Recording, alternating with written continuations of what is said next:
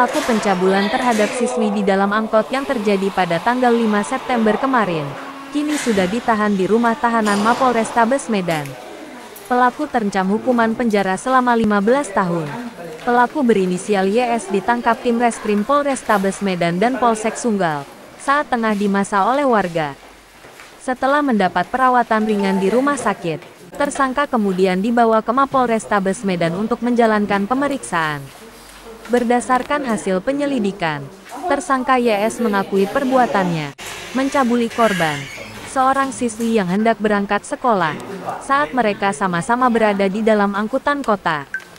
Pagi itu, selain supir, hanya tinggal tersangka dan korban di bangku belakang dan angkutan kota dalam kecepatan tinggi.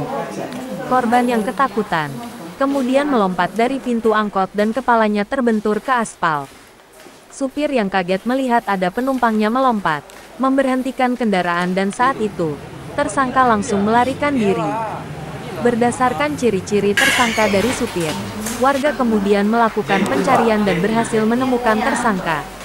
Warga yang emosi, menghakimi tersangka dan kemudian tersangka diamankan polisi. Dalam pemeriksaan awal, tersangka juga diketahui merupakan pengguna narkoba. Motif masih didalami.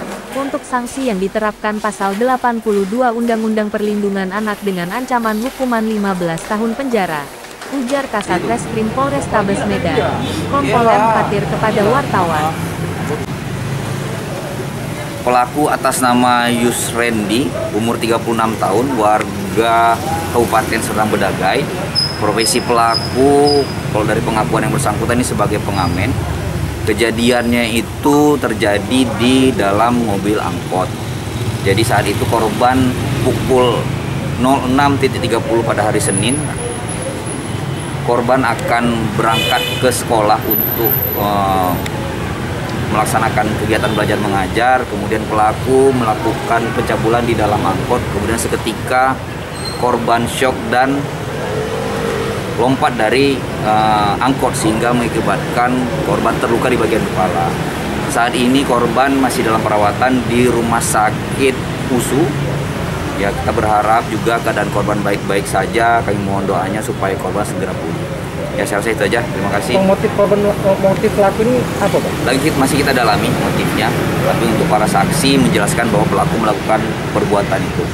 Untuk pasal yang dikenakan, pasal 82 Undang-Undang Perlindungan Anak kaitannya dengan pencabulan dengan sanksi pidana 15 tahun penjara. Ya. Kalau kondisi korban, Bang? Saat ini kondisi korban masih dalam perawatan. Oke. Abang pancing aja. Jadi sampai jadi pengancaman soal abang mau dipukul, mau dibunuh. Gimana caranya, Bang? Perbuatan sampai sekarang mereka pun ya orang itu salah.